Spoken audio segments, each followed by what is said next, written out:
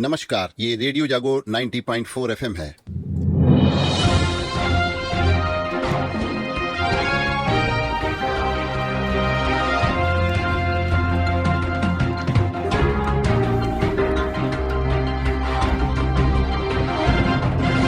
अब आप अभय शंकर गौड़ से आज की हलचल सुनिए। संयुक्त राष्ट्र मुख्यालय में भारतीय महिला पंचायत प्रतिनिधियों की चर्चा की गई और ये अवसर था एसडीजी का स्थानीयकरण होना। भारत में स्थानीय प्रशासन में महिला और शीर्षक से कल एक कार्यक्रम आयोजित किया गया और उसके केंद्र बिंदु में जमीन से जुड़ी 3 महिलाएं रहीं।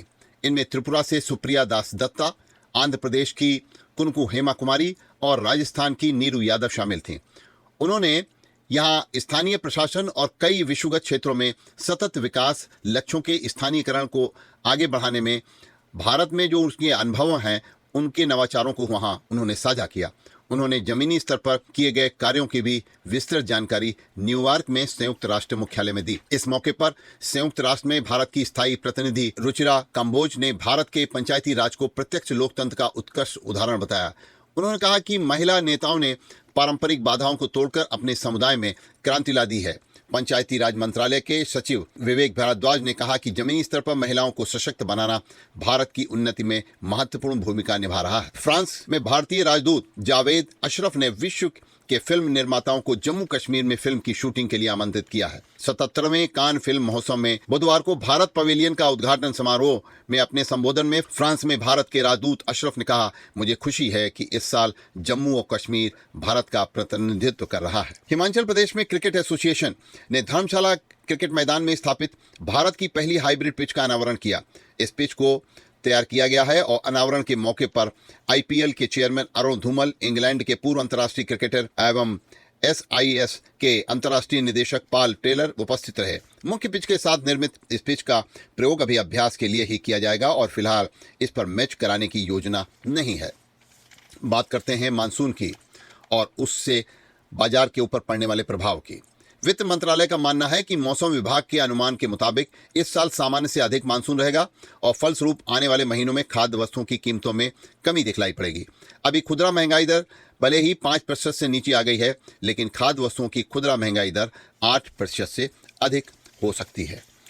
एशियाई विकास बैंक एडीबी ने कहा है कि भारत लगातार 5वें वर्ष आर्थिक विकास दर के मामले में चीन से आगे रहेगा। एडीबी ने वित्त वर्ष 2023-24 में भारत की विकास दर 7% रहने का अनुमान लगाया है। साथ ही कहा है कि चालू वित्त वर्ष यानी 2024-25 के दौरान डीजीपी की वृद्धि दर 7.2% रह सकती है। आइए बात करते हैं उत्तर प्रदेश में लोकसभा चुनावों की। लोकसभा चुनाव के 5वें चरण में प्रदेश की 14 सीटों पर चुनाव प्रचार कल शाम को 6 बजे बंद हो गया और प्रचार के अंतिम दिन सभी दलों ने पूरी ताकत झोंकी। 5वें चरण का मतदान सोमवार 20 मई को सुबह 7 बजे से शाम 6 बजे तक होगा। इस चरण में मोहनलालगंज, लखनऊ, रायबरेली, अमेठी, जालौन, झांसी, हमीरपुर, बांदा, फतेहपुर, कौशाम्बी, बाराबंकी, फैजाबाद, केसरगंज व गोंडा सीटें शामिल हैं।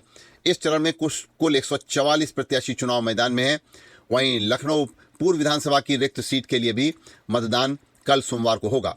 5वें चरण में मुख्य रूप से लखनऊ से रक्षा मंत्री राजनाथ सिंह, रायबरेली से कांग्रेस के राहुल गांधी, अमेठी से स्मृति ईरानी केंद्रीय मंत्री और मोहनलालगंज से केंद्रीय राज्य मंत्री कौशल किशोर भी दावेदार हैं।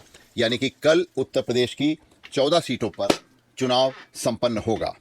आइए बात करते हैं चुनाव की। प्रधानमंत्री नरेंद्र मोदी ने कहा है कि यह चुनाव प्रधानमंत्री कौन हो और किसके हाथ में देश की बागडोर सौंपी जाए, इसके महत्व को समझाने वाला है। देश में धाकड़ सरकार हो तो दुश्मन कांपता है और कुछ करने से पहले उन्होंने कहा 100 बार सोचना चाहिए। 70 साल में जो पाकिस्तान हाथ में बम का गोला लेकर भारत को परेशान करता रहा था, आज उसके हाथ में भीख का कटोरा है।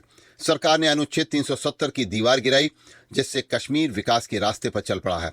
क्या कोई कमजोर सरकार भारत में जम्मू कश्मीर जैसे हालातों को बदल सकती थी? कतई नहीं। उन्होंने कहा है कि अनाज भंडारण के लिए 2 लाख गोदाम बनाए जाएंगे और उन्होंने ये भी कहा कि 500 साल के बाद मंदिर निर्माण से पूरा देश राममय हो चुका है। लोकसभा चुनाव के 5वें चरण के प्रचार के अंतिम दिन समाजवादी पार्टी के राष्ट्रीय अध्यक्ष अखिलेश यादव ने बलरामपुर, सुल्तानपुर, अयोध्या तथा अंबेडकर नगर में ताबड़तोड़ जनसभाएं करके भारतीय जनता पार्टी को महंगाई और बेरोजगारी के मुद्दे पर जमकर घेरा। आइए बात करते हैं गन्ने की फसल में लगे हुए एक बहुत ही खतरनाक रोग की, और इसका प्रभाव पड़ रहा है गन्ने की फसल और उसकी उत्पादकता पर। गन्ने की फसल में इस समय चोटी बेधक कीट लग रहा है, जिससे गन्ने की बढ़वार रुकी हुई है और इसको लेकर के गन्ना किसान परेशान भी हैं। दरअसल ये कीट कैसा होता है ये हम आपको बता दें। गन्ने की फसल में चोटी बेधक कीट की प्रथम पीढ़ी के उपरांत द्वितीय पीढ़ी का प्रकोप इस समय देखा जा रहा है। इस कीट की मादा शलभ चांदी जैसी सफेद रंग की होती है। पीछे की ओर नारंगी रंग की रोएदार संरचना पाई जाती है। यह रात्रि में गन्ने की पत्तियों के मध्य शिरा के पास 75 से 250 अंडों के समूह में अंडे देती है, जो एक दूसरे पर चढ़े हुए तथा भूरे रंग के रोएदार पदार्थ से ढके रहते हैं। तो सूढ़ी द्वारा गन्ने के गोफ को खा जाने से उसमें सड़न भी आ जाती है गन्ने में। इसके लिए उपचार क्या करें?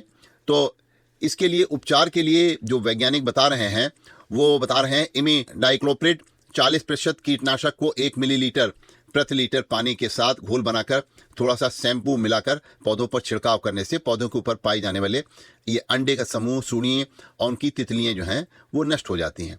अधिक जहाँ प्रभावित है फसल और या गोफ के अंदर जहाँ प्रवेश कर चुकी है सूढ़ियाँ, उनको नष्ट करने के लिए क्लोट्रेनिलप्रोल 18.5 SC और 1.50 ml 400 लीटर पानी में घोल बनाकर प्रति एकड़ की दर से खेत में नमी की स्थिति में, मानिए जब पानी लगाए हैं उस समय गन्ने की लाइनों में जो जड़ हैं उनके पास में ये ड्रेंचिंग करके और इसकी उपलब्धता न होने पर जो है वटागो या फटेरा का उपयोग किया जा सकता है और उसका वहाँ पे डाल देना चाहिए, जिससे कि गन्ने में इस समय किसान चिंतित हैं इस रोग की वजह से।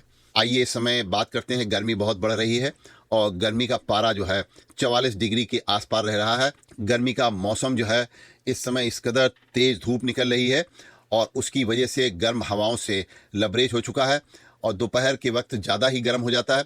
अधिकतम तापमान 44.5 तक पहुंच रहा है, जो इस मौसम में अब तक का सबसे ज़्यादा तापमान बताया जा रहा है। तो आइए हम इस बारे में चर्चा कर रहे हैं और हम चर्चा करते हैं इस बारे में हरदोई के जो वेधशाला प्रभारी हैं उनसे। तो हमारे साथ इस समय जुड़ रहे हैं वेधशाला प्रभारी रमेश वर्मा जी। तो ये बताइए कि आज का तापमान क्या है? सर, आज का मिनिमम तापमान 29.4 डिग्री सेल्सियस रिकॉर्ड किया गया है। हाँ। जो औसत से 3.1 डिग्री सेल्सियस अधिक है। अच्छा। और अगर हम कल की बात करें तो अधिकतम तापमान 24.5 डिग्री सेल्सियस रहा था। हाँ। जो औसत से 5.3 डिग्री सेल्सियस अधिक था। नहीं, कल का अधिकतम तापमान बताइए क्या था? जी, कल का अधिकतम तापमान 44.5 डिग्री सेल्सियस रहा था। हाँ, 44.5। हाँ। जी, जो औसत से 5.3 डिग्री सेल्सियस अधिक है। अच्छा। और पिछले सालों से ये कितने सालों बाद ऐसा दिखलाई पड़ा तापमान? अगर सर पिछले सालों की बात करें लगभग 6 वर्षों के बाद में 44 डिग्री सेल्सियस तापमान के पार गया है। अच्छा, आज के तापमान जो है दिन में बढ़ने की आशंका है या क्या आपके जो है रिकॉर्ड बता रहे हैं? जी, अगर मौसम विभाग के अनुसार जो सूचनाएं प्राप्त हो रही हैं जी, तो हीट वेव चलने के कारण आज हरदोई की टेम्परेचर की अगर बात करते हैं तो 45 डिग्री सेल्सियस तक पहुंचने की संभावना है। अच्छा, यानी कि कल से भी आज ज्यादा गर्म रहेगा? जी। ऐसा इस समय महसूस भी हो रहा है कि कल से ज्यादा गर्मी लग भी रही है लोगों को। तो चलिए, आपने बहुत अच्छी जानकारी दी। हरदोई के वेधशाला प्रभारी रमेश वर्मा जी हमारे साथ जुड़े हुए थे और इन्होंने आज हमको बताया कि तापमान कल क्या रहा था। तापमान कई वर्षों बाद इतना ज़्यादा रहा और आज का जो तापमान है वो भी हमारे ख्याल में एक रिकॉर्ड तोड़ने जा रहा है। आज भी गर्मी ज़्यादा है। तो ये गर्मी के प्रभाव के बारे में रमेश वर्मा जी आपने हमको जानकारी दी। रेडियो जागो 90.4 FM से आप लाइव जुड़े और सीधे आप हमारे साथ जुड़ करके आपने जानकारी दी अपने वेधशाला से। इसके लिए आपको बहुत बहुत धन्यवाद वर्मा जी। तो अभी आप सुन रहे थे रमेश वर्मा जी को। अब हम आप बताते हैं ये जो गर्मी की वजह से इस समय घर घर पेट दर्द, उल्टी, दस्त, बुखार से लोग पीड़ित हैं और जिला अस्पताल, CSC, PSC और प्राइवेट डॉक्टर के यहाँ मरीज बड़ी संख्या में पहुँच भी रहे हैं। तो इसका जो प्रभाव पड़ रहा है उसके बारे में हम आपको बता रहे हैं कि किस तरीके से उल्टी और दस्त का जिला अस्पताल और PSC में सुबह से शाम तक मरीज डॉक्टरों के पास इलाज के लिए परामर्श ले रहे हैं। रेडियो जागो 90.4 FM भी प्रतिदिन अपने प्रसारणों के माध्यम से आपको जानकारी दे रहा है कि किस तरीके से इस परेशानियों से निपटें। हम आपको बता दें, हमने इस गर्मी के प्रभाव के बारे में कुछ लोगों से बात करी, सामान्य लोगों से, तो उन्होंने हमको बताया। मैं प्रमोद कुमार नवाज चौराहा से, मैं यहाँ जी रोड पर घड़ाड़ा बेचता हूँ और ठंडा पानी के लिए जो लोग आते हैं गाड़ी से आते हैं, मोटरसाइकिल से आते हैं, इस समय मांग बढ़ी हुई है और धूप के कारण मतलब जो है दुकानदारी के मारे बैठना पड़ता है। सतीश जी बता रहे हैं हमको। बड़े चौराहे से सतीश जूता का काम करते हैं। धूप में बैठना पड़ता है, शरीर जलने लगता है। बहुत शादा व्यवस्था करते शासन प्रशासन, राहत मिल जाए। तो आपको गर्मी से अगर राहत लेनी है तो योग का भी आप, लेकिन योग सवेरे करें। तो अभी इसको लेकर के कचहरी में योग शिविर का उद्घाटन जिला जज राजकुमार सिंह के द्वारा किया गया और इसमें स्पेशल जज सपना त्रिपाठी ने सारा कार्यक्रम देखा। योगाभ्यास योग गुरु हरिवंश सिंह ने कराया और योग करने की उन्होंने परंपरा डालने का भी प्रयास किया। तो अब हम आपको ले चलते हैं कि कल जो है वो हरदोई में यहाँ पर एक योग को लेकर के और भजन संध्या भी आयोजित की गई और उसमें जो कार्यक्रम आयोजित किया गया उसके बारे में हम आपको थोड़ा सा बता दें, क्योंकि रविशंकर जी की जो है वो जन्मतिथि का कल आयोजन किया गया। तो उसमें यहाँ पर एक कार्यक्रम हुआ और वो गुरुदेव श्री श्री रविशंकर के जन्म दिवस के उपलक्ष्य में हुआ और ये कार्यक्रम हुआ बाल विहार स्कूल में। भजन संध्या थी और वहाँ पर जो मुख्य रूप से अंतर्राष्ट्रीय योग शिक्षक प्रदीप पाठक जी आए हुए थे। उन्होंने बहुत ही सुंदर भजन भी सुनाया। उन्होंने रेडियो जागरण 90.4 FM पे आकर के और ये अपना बताया भी कि किस तरीके से। तो आइए हम उनके कुछ कार्यक्रमों की एक झलक सुनते हैं।